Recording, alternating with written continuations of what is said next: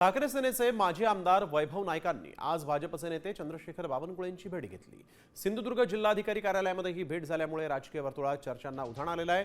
मुंबई गोवा महामार्गाच्या दुरावस्थेबाबत चर्चा करण्यासाठी भेट घेतली असून राजकीय चर्चा झालेली नाही असं स्पष्टीकरण नाईक यांनी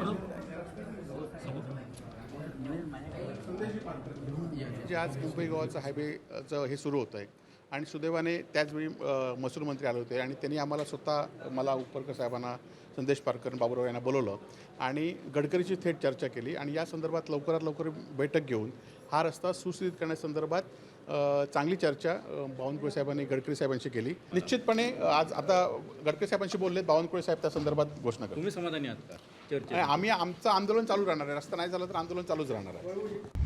आता isakal.com आहे देशातील नंबर 1 ची मराठी न्यूज वेबसाईट।